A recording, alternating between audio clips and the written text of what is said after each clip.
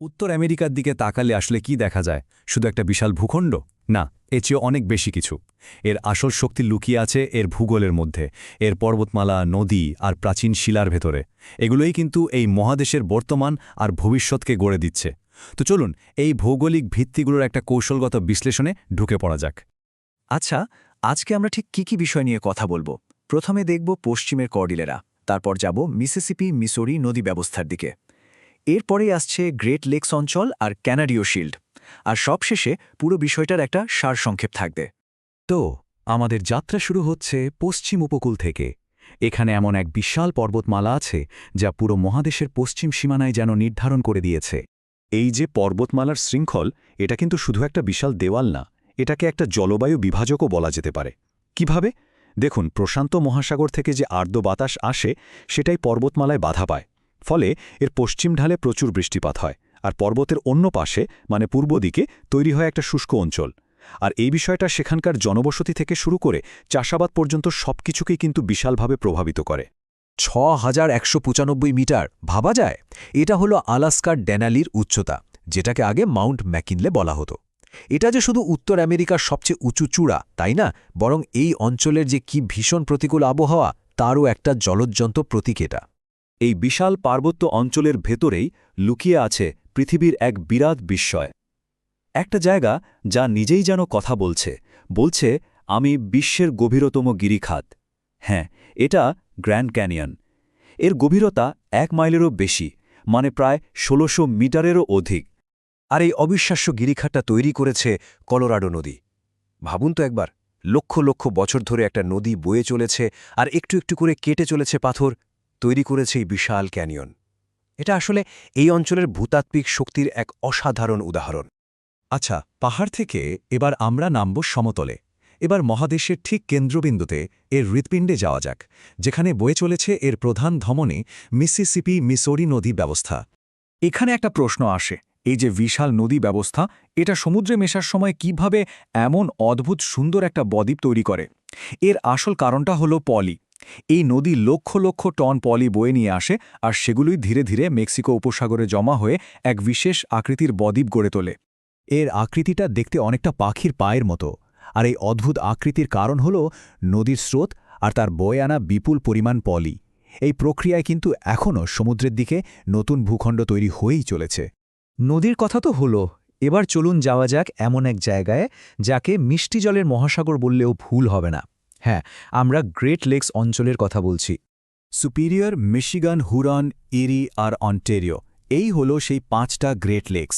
এগুলো আসলে হ্রদ হলেও আকারে এতটাই বড় যে এদের আচরণ অনেকটা সমুদ্রের মতো। এদের নিজস্ব আবহাওয়া ব্যবস্থা আছে, আর এদের তীরগুলো এত দীর্ঘ যে এক পাশে দাঁড়ালে অন্য পাশটা দেখাই যায় না। এর মধ্যে লেক সুপিরিয়র হল ভূপৃষ্ঠের ক্ষেত্রফল অনুযায়ী বিশ্বের সবচেয়ে বড় মিষ্টি জলের হ্রদ। এর আকারটা ঠিক কতটা বড় সেটা বোঝাতে গেলে বলতে হয়, শুধুই একটা হ্রদের আয়তনই প্রায় আয়ারল্যান্ড দেশের সমান। শুধু আকারেই নয়, জলের পরিমাণেও এটা বিশাল। একা লেক সুপিরিয়রেই এত জল আছে যে আমেরিকার বাকি সমস্ত হ্রদের জল একসাথে করলেও এর সমান হবে না। আর এই ৫টি হ্রদ মিলে পৃথিবীর মোট মিষ্টি জলের প্রায় ২০% ধারণ করে। ভাবা যায়? এই জলে কিন্তু এই অঞ্চলের শিল্প, কৃষি আর কোটি কোটি মানুষের জীবনের মূল উৎস। তো আমাদের সফরের শেষ পর্যায়ে আমরা চলে এসেছি মহাদেশের একেবারে মূলে, এর ভূতাত্ত্বিক ভিত্তিতে। এটা এমন এক অঞ্চল যা কোটি কোটি বছরের প্রাচীন শিলা দিয়ে তৈরি। ভূতত্ত্বের ভাষায় শিল্ড হল একটা মহাদেশের সবচেয়ে পুরনো আর স্থিতিশীল অংশ, আর উত্তর আমেরিকার এই শিল্ডের নাম হল ক্যানাডিয়ান শিল্ড। অনেকে এটাকে লোরেন্সীয় মালভূমিও বলে। বিশাল এই পাথরে এলাকাটা হাডসন উপসাগরকে অনেকটা ঘোড়ার নালের মতো করে ঘিরে রেখেছে। যেহেতু এই অঞ্চলটা ভূতাত্ত্বিকভাবে খুবই প্রাচীন আর স্থিতিশীল, তাই এটা খনিজ সম্পদে ভরপুর। মানে এটা একটা প্রাকৃতিক গুপ্তধনের ভাণ্ডার। এখানে কি নেই? নিকেল, সোনা থেকে শুরু করে ইউরেনিয়াম, হীরা সবই পাওয়া যায়। আর এ কারণেই এটা বিশ্বের অন্যতম গুরুত্বপূর্ণ খনিজ অঞ্চল। আর এর কৌশলগত গুরুত্বটা বোঝা যায় এখানকার খনিগুলো দেখলে। যেমন ধরুন, কানাডার সাডবেরিতে আছে বিশ্বের অন্যতম বড় নিকেল খনি, আবার টিমিন্সে আছে বিশাল সোনার খনি। এই খনিগুলো কিন্তু বিশ্ব অর্থনীতিতে একটা বড় ভূমিকা রাখে। তো এতক্ষণ আমরা যা যা দেখলাম, আসুন সেগুলোকে একসাথে করে একটা চূড়ান্ত কৌশলগত চিত্র তৈরি করি। এক কথায় বললে উত্তর আমেরিকার ভূগোলের 4টি মূল স্তম্ভ হল পশ্চিমে কর্ডিলেরা, যা একটা বিশাল প্রাকৃতিক বাধা। এরপর আছে কেন্দ্রীয় ধমনী, মানে মিসিসিপি মিসৌরি নদী, যা পরিবহন আর কৃষির প্রাণ। মিষ্টি জলের হৃৎপিণ্ড হল গ্রেট লেকস, যা শিল্প আর মানুষের জীবনকে বাঁচিয়ে রাখে। আর সবশেষে আছে সম্পদের ভিত্তি, কানাডীয় শিল্ড, যা থেকে আসে জরুরি সব খনিজ। এই 4টি বৈশিষ্ট্য মিলেই কিন্তু মহাদেশটার অর্থনৈতিক আর কৌশলগত চেহারাটা তৈরি করেছে। আমাদের আজকের আলোচনা এখানেই শেষ হচ্ছে, কিন্তু যাওয়ার আগে একটা বড় প্রশ্ন রেখে যাই। এই যে বিশাল প্রাকৃতিক সম্পদ আর ব্যবস্থাগুলো, এগুলোর কৌশলগত ব্যবস্থাপনা কিভাবে আগামী দিনে উত্তর আমেরিকার বিশ্ব অবস্থানকে নির্ধারণ করবে, এটা কিন্তু ভাবার বিষয়। উত্তর আমেরিকা মহাদেশটা কিন্তু আসলেই বিশাল। এর প্রত্যেকটা অংশ যেন এক একটা দৈত্যের মতো। আজ আমরা ঠিক এটাই দেখব, কিভাবে এই বিশাল প্রাকৃতিক কাঠামোটা তৈরি হলো। তো প্রশ্নটা হলো, একটা আস্ত মহাদেশ তৈরি হয় কিভাবে? চলুন আজ আমরা উত্তর আমেরিকার একেবারে গভীরে গিয়ে এর তৈরির পেছনের রহস্যটা জানার চেষ্টা করি। আমরা এই বিশাল মহাদেশকে 5টা ভাগে ঘুরে দেখব। এর একেবারে প্রাচীন কেন্দ্র থেকে শুরু করে সেই বিশাল নদী পর্যন্ত যাব, যা এর উপকূলকে নিজের হাতে গড়ে তুলেছে। তাহলে চলুন শুরু করা যাক একেবারে গোড়া থেকে, উত্তর আমেরিকার ভূতাত্ত্বিক কেন্দ্র, মানে এর হার্টল্যান্ড, বিশাল কানাডীয় শিল্ড দিয়ে। আচ্ছা, এই যে আমরা শিল্ড বলছি, এর মানেটা কি? শিল্ড হল সোজা কথায় একটা মহাদেশের সবচেয়ে পুরনো আর শক্ত পাথুরে ভিত্তি। আর উত্তর আমেরিকার ঠিক মাঝখানে হাডসন উপসাগরকে ঘিরে আছে ঠিক এমনই এক বিশাল শিল্ড। ব্যাপারটা কিন্তু বেশ মজার। এই শিল্ডটা শুধু এক টুকরো পাথর না, এটা আসলে একটা বিশাল প্রাচীন মালভূমি, যা গ্রানাইট আর নিসের মতো শক্ত শিলা দিয়ে তৈরি।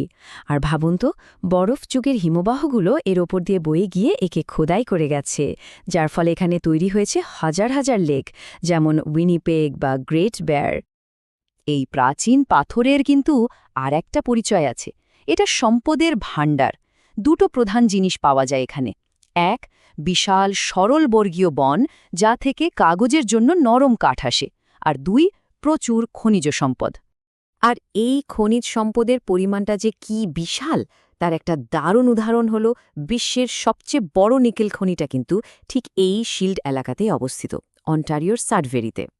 আচ্ছা, প্রাচীন শিল্ডের কথা তো হলো, এবার চলুন একটু পশ্চিম দিকে যাওয়া যাক। দেখব কিভাবে সমতল পুরনো ভূমি থেকে একেবারে নতুন উঁচু নিচু পর্বতমালার একটা মেরুদণ্ড তৈরি হলো। এই পুরো পশ্চিম দিকটা জুড়ে রয়েছে কর্ডিলেরা, মানে একের পর এক নবীন ভঙ্গিল পর্বতমালা। আলাস্কা রেঞ্জ থেকে শুরু করে সিয়ারা নেভাদা পর্যন্ত যেন একটা লংমা চেইন। আর এই পর্বতমালার মধ্যেই আছে উত্তর আমেরিকার সবচেয়ে উঁচু চূড়াটা, মাউন্ট ম্যাককিনলে। ভাবা যায় ৬,০০০ মিটারেরও বেশি উঁচু, প্রায় মেঘের উপরে চলে গেছে। কিন্তু এই পর্বতমালার দেশে শুধু ওপরে ওঠার গল্পই নেই, নিচে নামারও এক বিস্ময়কর কাহিনী আছে। একটা জায়গা আছে যা নিজেই যেন কথা বলে ওঠে। হ্যাঁ, আমি গ্র্যান্ড ক্যানিয়নের কথা বলছি। কলোরাদো নদী লক্ষ লক্ষ বছর ধরে কেটে চলেছে এই গিরিখাত। এর গভীরতা দেখুন ১৬০০ মিটারেরও বেশি। কিন্তু দৈর্ঘ্যের দিকটা বেশ অবাক করার মতো, মাত্র ৪৪৬ মিটার। পর্বত আর গিরিখাতের বিস্ময়কর জগৎ থেকে বেরিয়ে এবার আমরা এমন একটা জায়গায় যাব, যা একসময় উত্তর আমেরিকার কোটা শিল্প ব্যবস্থার ইঞ্জিন হয়ে উঠেছিল। আমরা কথা বলছি গ্রেট লেকস নিয়ে। 5টা বিশাল হ্রদ, সুপিরিয়র, মিশিগান, হুরন, ইরি আর অন্টারিও, এরা সবাই মিলেমিশে একটা বিশাল মিষ্টি জলের সাগর তৈরি করেছে। আর লেক সুপিরিয়র তো একাই বিশ্বের সবচেয়ে বড় মিষ্টি জলের হ্রদ। কিন্তু এই লেকগুলো শুধু প্রাকৃতিক সৌন্দর্যের জন্যই বিখ্যাত নয়, এগুলো শিল্পের জন্য একটা লাইফলাইন। ব্যাপারটা খুব সহজ। খনি থেকে লোহা বা অন্য কাঁচামাল তোলা হলো, তারপর বিশাল সব জাহাজে করে এই লেকের জলপথ দিয়ে সোজা পাঠিয়ে দেওয়া হলো কারখানায়। পরিবহন খরচ প্রায় নেই বললেই চলে। আর এই সহজ সাপ্লাই চেইনের কারণেই পুরো এলাকাটা একটা ইন্ডাস্ট্রিয়াল পাওয়ার হাউস হয়ে ওঠে। ডেট্রয়েটের মতো শহর, যাকে একসময় বিশ্বের মোটর গাড়ি তৈরির রাজধানী বলা হতো, সেটাও কিন্তু এই গ্রেট লেকসের কারণেই গড়ে উঠেছিল। আমাদের সফরের শেষ পর্যায়ে আমরা চলে এসেছি দক্ষিণ দিকে। এখানকার গল্পটা একটা নদীকে নিয়ে, যা শুধু বয়েই চলে না, নিজের হাতে জমিও তৈরি করে। হ্যাঁ, মিসিসিপি মিসরি নদী। এটা উত্তর আমেরিকার প্রধান নদী ব্যবস্থা। মহাদেশের একটা বিশাল এলাকার সমস্ত জল বয়ে নিয়ে আসে, আর তার সাথে নিয়ে আসে কোটি কোটি টন পলি। তো এই বিপুল পরিমাণ পলি নিয়ে নদীটা যখন মেক্সিকো উপসাগরে এসে মেশে, তখন কি হয়? নদীর গতি কমে যায় আর সব পলি জমা হতে শুরু করে। ব্যাপারটা অনেকটা ধরুন একটা পাইপ দিয়ে কাদা জল ফেলার মতো। যেখানে জলটা পড়ছে সেখানে কাদা জমে একটা ঢিবি তৈরি হবে। ঠিক সেভাবেই বছরের পর বছর ধরে পলি জমে জমে এখানে একটা নতুন ভূখণ্ড তৈরি হয়েছে, যার আকৃতিটা একদম পাখির পায়ের মতো দেখতে। তো এই পুরো সফরটা থেকে আমরা আসলে কি দেখলাম? উত্তর আমেরিকার ভূগোলের মূল স্তম্ভগুলো কি কি? এক কথায় বলতে গেলে এই মহাদেশটা 4টে বিশাল জিনিসের ওপর দাঁড়িয়ে আছে। এর প্রাচীন খনিজ সমৃদ্ধ কেন্দ্র বা ক্যানাডীয় শিল্ড, পশ্চিমে উঁচু পর্বতমালার মেরুদণ্ড, মাঝখানে শিল্পের প্রাণকেন্দ্র গ্রেট লেকস, আর দক্ষিণে মাটি তৈরি করা মিসিসিপি নদী। এই বিশাল কাঠামোগুলো তৈরি হতে লক্ষ লক্ষ বছর সময় লেগেছে প্রকৃতির হাতে। কিন্তু এখন প্রশ্ন হল, আগামী 1000 বছরে আমাদের হাতে এইগুলোর চেহারাটা কেমন হবে? এটা কিন্তু আমাদের সবারই ভেবে দেখার বিষয়। উত্তর আমেরিকার বিশাল আর অবিশ্বাস্য সব ভৌগোলিক বৈশিষ্ট্য নিয়ে সাজানো আজকের এই যাত্রায় সবাইকে স্বাগত। আজ আমরা এই মহাদেশের কিছু সবচেয়ে অবাক করা প্রাকৃতিক গঠন সম্পর্কে জানব। একদম প্রাচীন পাথর থেকে শুরু করে নদীর স্রোতে তৈরি হওয়া গভীর গিরিখাত পর্যন্ত। তো চলুন আর দেরি না করে ঝাঁপিয়ে পড়া যাক। আমাদের এই যাত্রাটা কিন্তু শুরু হচ্ছে একটা ধাঁধা দিয়ে। এখানে কেউ একজন নিজের পরিচয় দিচ্ছে। ভাবুন তো কে হতে পারে এই বক্তা, যে নিজের বিশালতা আর গভীরতার কথা এত জোর দিয়ে বলছে? এই কণ্ঠটা কার? প্রশ্নটা হলো, কে কথা বলছে? এর উত্তর আমরা এই সফরেই খুঁজে বের করব। তাই শেষ পর্যন্ত আমাদের সাথে থাকুন, রহস্যের সমাধান অপেক্ষা করছে। তো আমাদের এই সফরের প্রথম ঠিকানা হলো কেনেডিয়ান শিল্ড। এটা হলো উত্তর আমেরিকা মহাদেশের একেবারে কেন্দ্রস্থলে থাকা এক প্রাচীন ভিত্তি। চলুন দেখি এটা আসলে কি জিনিস। ভূগোলের ভাষায় শিল্ড মানে কিন্তু কোনো যুদ্ধের বর্ম নয়, বরং এটা হলো একটা মহাদেশের সবচেয়ে পুরনো আর সবচেয়ে স্থিতিশালী পাথরের এলাকা। অনেকটা বলতে পারেন মহাদেশের মূল ভিত্তিপ্রস্তর। এই ক্যানাডিয়ান শিল্ডের কিছু দারুণ ব্যাপার আছে। যেমন ধরুন, এটা বিশাল হাদসন উপসাগরকে একদম গোল করে ঘিরে রেখেছে। এর আরেকটা নাম আছে লোরেন্সিও মালভূমি। তবে সবচেয়ে গুরুত্বপূর্ণ বিষয় হল, এটা তৈরি হয়েছে গ্র্যানাইট আর নিসের মতো কোটি কোটি বছরের পুরনো পাথর দিয়ে, যা একে পৃথিবীর প্রাচীনতম ভূখণ্ডগুলোর একটা করে তুলেছে। ভাবা যায়? আচ্ছা, পুরো পৃথিবীতে এইরকম বড় শিল্ড অঞ্চল আছে কয়টা জানেন? মাত্র 11টা। আর কেনেডিয়ান শিল্ড তাদের মধ্যে অন্যতম।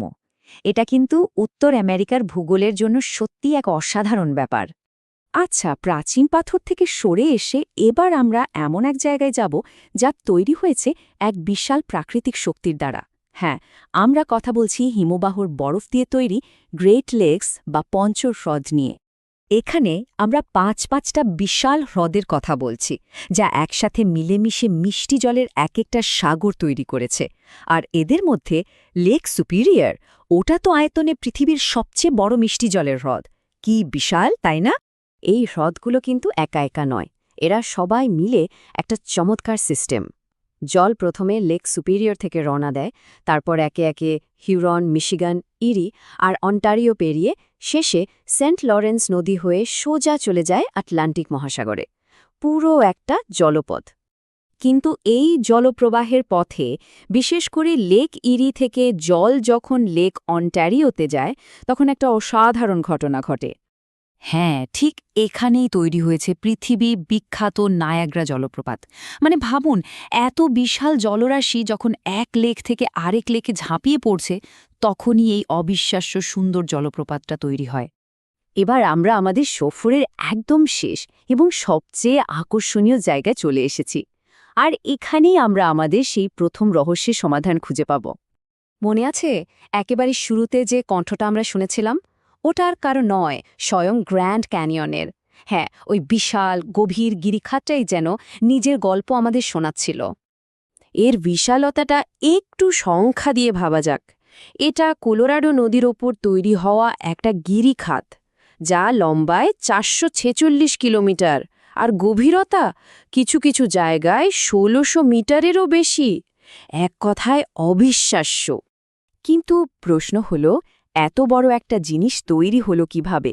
গল্পটা দারুণ। লক্ষ লক্ষ বছর আগে এখানে ছিল একটা উঁচু মালভূমি।